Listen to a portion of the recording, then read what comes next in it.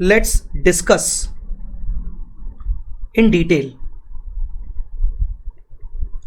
भाई साहब, holding company अपनी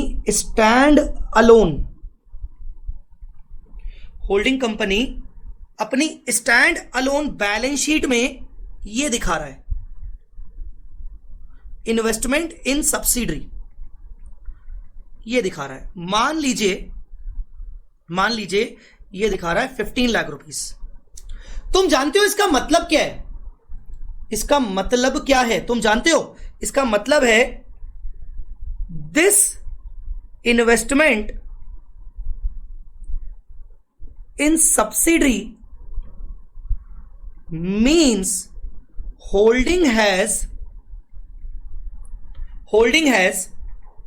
full control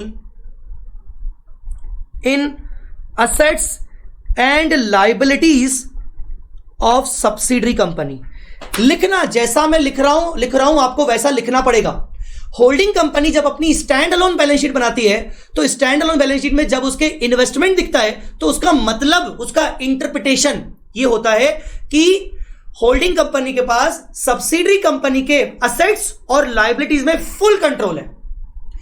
सब्सिडरी कंपनी के असेट्स लायबिलिटीज में फुल कंट्रोल है। इसका मतलब होल्डिंग कंपनी सब्सिडरी कंपनी के असेट्स चाहे तो बेच सकती है, लायबिलिटीज किसी भी तरीके से सेटल कर सकती है, उसकी मर्जी। यह मतलब हुआ। कुछ आया समझ में? तो होल्डिंग कंपनी अपनी बैलेंस शीट के अंदर जब इन्वेस्टमेंट दिखा रही है तो वो कह रही कि यार इन्वेस्टमेंट दिखाने भर से हमें यह समझ में आ गया कि हम उसके असेट लायबिलिटी को कंट्रोल कर पा रहे हैं, तो क्यों ना एक और बैलेंस शीट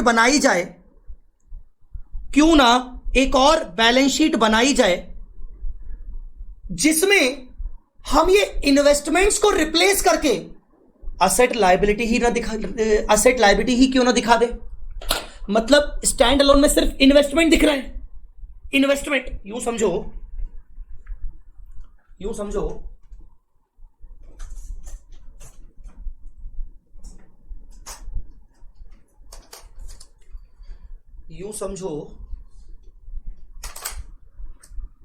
ये इन्वेस्टमेंट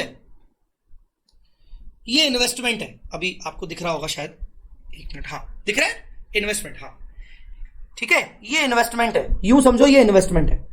अब जैसे ही हमने ये इन्वेस्टमेंट किया तो ये 15 लाख का इन्वेस्टमेंट हमने डेबिट किया। इसकी हमने एंट्री क्या की होगी? इसकी जर्नल एंट्री क्या की होगी? Investment debit to bank. तो ये एक इन्वेस्टमेंट है जिसके अंदर बहुत सारी चीजें हैं। आप जानते हो इसके अंदर कौन सी चीजें हैं? असेट्स और लायबिलिटीज। पर एज अ इन्वेस्टमेंट अकाउंट मैंने डेबिट किया, टू बैंक किया, मैं ये 15 लाख दिखा रहा हूं। ये अगर इन्वेस्टमेंट आपको बैलेंस शीट में दिख रहा है, इन सब्सिडरी में अगर आपको ये बैलेंस शीट में दिख रहा है ऐसा, तो इसका मतलब वो balance sheet stand alone balance sheet है। ठीक है। अगर मैं इस इन्वेस्टमेंट को खोलकर इसके अंदर की चीजें बाहर निकालूं, अंदर इसके है असेट सब्सिडरी की एक और असेट, सब्सिडरी की एक लायबिलिटी, ठीक है, सब्सिडरी की एक और लायबिलिटी। अगर ये चीजें अंदर हैं तो ये है इन्वेस्टमेंट, पर अगर मैं चाहता हूं कि नहीं, इसमें से ये सारी चीजें बाहर निकालो, ये पीपीई, ये करंट असेट्स, ये करंट लायबिलिटी और ये नॉन करंट लायबिलिटी, और ये हो गया खाली। तो अगर मैं ये सारी चीजें दिखाना चाहता हूं तो ये सारी चीजें मैं इस कंसोलिडेटेड बैलेंस शीट में दिखाऊंगा, जिससे होगा क्या कि अब ये खाली हो गया, तो जब खाली हो जाती है पन्नी तो क्या करते हैं? फेंक देते हैं। तो होगा क्या, कंसोलिडेटेड बैलेंस शीट में आप इस इन्वेस्टमेंट वाले पॉलिथिन को ओपन कर रहे हो और ओपन करके असेट्स लायबिलिटीज को दिखा रहे हो, और जैसे ही वो ओपन हो गया आप इस इन्वेस्टमेंट वाली थैली को खाली कर चुके हो और फेंक दे रहे हो। तो कंसोलिडेटेड फाइनेंशियल स्टेटमेंट्स में ये इन्वेस्टमेंट शो नहीं होता है, उसके बजाय असेट लायबिलिटी शो होती है। आया समझ में?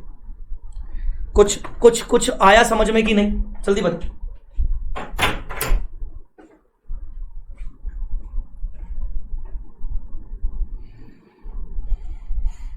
कुछ आया समझ में कि नहीं? तो कंसोलिडेटेड बैलेंस शीट में जब आपने ये असेट्स दिखाई सब्सिडरी कंपनी की और सब्सिडरी कंपनी की लायबिलिटी दिखाई, तो आप वापस से सेम इन्वेस्टमेंट नहीं दिखाओगे, वो तो खाली हो गया ना, वो तो थैली खत्म हो गई। तो ऐसा होता है। तो मुझे बताओ, अगर हम इसकी एक डेफिनेशन निकालना चाहें, हम एक डेफिनेशन निकालना चाहें कि what do you mean by consolidation, तो आप बोलोगे consolidation means replacing the investment with the assets and liabilities of subsidiary company. Replacing the investment को रिप्लेस करो और उसके अंदर जो असेट लायबिलिटी है वो दिखाओ, दैट इज कॉल्ड कंसोलिडेशन। आया समझ में? तो सर फिर ये रिप्लेसमेंट की कोई जर्नल एंट्री होगी ना? हां, ये जो रिप्लेसमेंट हो रहा है इसकी जर्नल एंट्री क्या होगी? सर इसकी जर्नल एंट्री होगी to investment. Sir to investment क्यों? बेटा इन्वेस्टमेंट को हटा के थैली, याद है ना, पन्नी पन्नी थैली थैला खाली हो गया, फेंक दिया, टू इन्वेस्टमेंट। और क्या लेके आ रहे हैं? Net assets. Net assets. Sir net assets क्यों कर रहे हो? अरे asset account debit, liability account credit, तो मैंने नेट असेट डेबिट कर दिया। तो नेट असेट को डेबिट करके इन्वेस्टमेंट को क्रेडिट कर देना, इन्वेस्टमेंट को क्रेडिट कर देना इज कॉल्ड कंसोलिडेशन। कुछ आया समझ में कि नहीं? मेरे ऐप में, स्टूडेंट वाला ऐप मैंने ही ओपन करके रखा है, वो तकलीफ दे रहा है यार। मतलब लेक्चर जो है वो चल नहीं रहा है। मतलब एक काम करता हूं, या तो मैं ना इंटरनेट ओपन कर लेता हूं, वाईफाई हटा देता हूं। ये प्रॉब्लम आप भी फेस कर रहे हो क्या?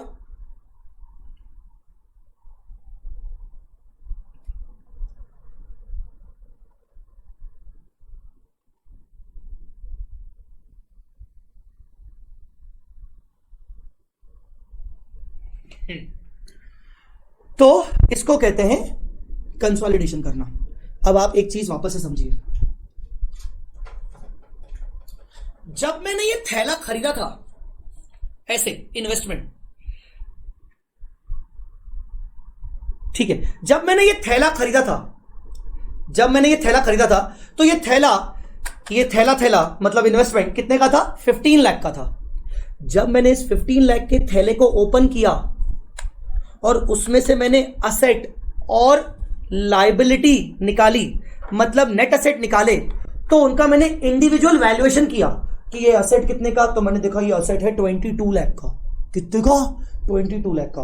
और लायबिलिटी कितने की है? लायबिलिटी है 8 लाख की। करो 22 माइनस 8, करो 22 माइनस 8, 14। कितना आया? 14। वाईफाई से कनेक्ट किया तो ये प्रॉब्लम है। हाँ, वाईफाई से प्रॉब्लम आ रही है। यस, तो जब मैंने ये थैला ओपन किया तो असेट कितने की थी? 22 लाख की। और लायबिलिटी कितने की थी? 8 लाख की। तो नेट कितने का हुआ? 14 लाख। तो मैंने क्या किया? मैंने ये वाली एंट्री, देखो ध्यान से, ये वाली एंट्री मैंने नेट असेट रिकॉर्ड की, नेट असेट रिकॉर्ड की मैंने 14 लाख पे। और इन्वेस्टमेंट मेरा कितने का था? थैला कितने का लिया था मैंने? 15 लाख का। 15 लाख का मैंने थैला लिया था। तो मुझे बताओ नेट असेट्स मैंने 14 लाख का लिया, रिकॉर्ड किया, और इन्वेस्टमेंट मैंने, मेरा थैला खत्म हो गया, तो मैं बोलूंगा यार ये तो भाई नुकसान हो गया।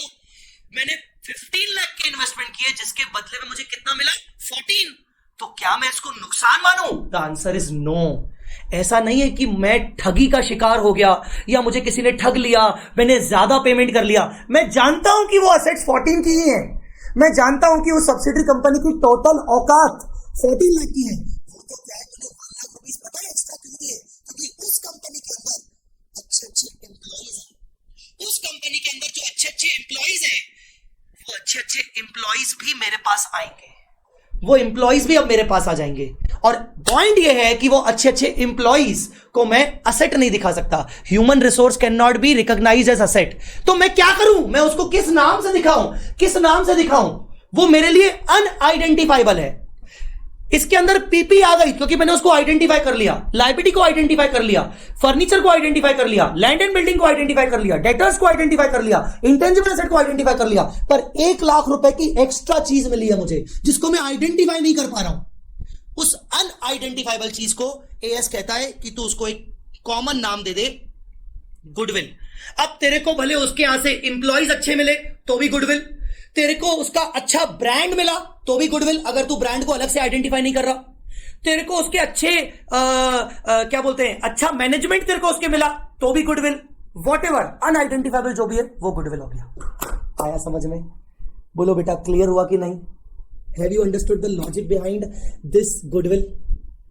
और अगर उल्टा हो गया, मान लीजिए नेट असेट 14 की नहीं, नेट असेट मुझे 16 की मिली, मतलब मैंने 15 लाख का इन्वेस्टमेंट किया जिसके बदले मुझे 16 लाख के असेट्स लायबिलिटीज मिले, तो मैं मानूंगा कि वाह देखो मैंने कितनी अच्छी डील की, मुझे गेन हुआ, मुझे कैपिटल नेचर का प्रॉफिट हो गया क्योंकि मैंने कैपिटल इन्वेस्टमेंट किया है। ये मेरा इन्वेस्टमेंट है ना, कैपिटल इन्वेस्टमेंट, तो मैं बोलूंगा मेरे को गेन हुआ और उस गेन को मैं कैपिटल रिजर्व में डालूंगा क्योंकि मेरा ये कैपिटल नेचर का गेन है कैपिटल इन्वेस्टमेंट करके, तो मैं उसको कैपिटल रिजर्व में डालूंगा। वन आया कुछ समझ में? मैं बोलूंगा कि मैंने बार्गेन करके ज्यादा खरीद लिया और पे कम किया, और बार्गेनिंग से जो मुझे गेन हुआ उसको मैं कैपिटल रिजर्व डालूंगा। Guys, have you understood the entire logic behind the consolidation? तो कंसोलिडेशन में मैंने अभी आपको बस ये बताया है कि कंसोलिडेशन क्यों करते हैं, कंसोलिडेशन जब करते हैं तो पूरा लॉजिक क्या होता है, स्टैंड अलोन में क्या दिख रहा है और कंसोलिडेशन में क्या दिख रहा है। आई होप आपको इतना कॉन्सेप्ट समझ में आ गया होगा बहुत अच्छे से, ठीक है। सो गाइज, लेक्चर अगर अच्छा लगा, कंसोलिडेशन की बातें बहुत अच्छी लगी, अच्छे से कॉन्सेप्ट क्लियर हुआ तो मुझे कमेंट करके जरूर बताना। मेरा व्हाट्सएप नंबर पे भी कमेंट करके जरूर बता सकते हो, या फिर आप यहां पर भी जो अभी बच्चे देख रहे हैं उस पर भी कमेंट करके बता सकते हो, ठीक है। Thank you so much guys.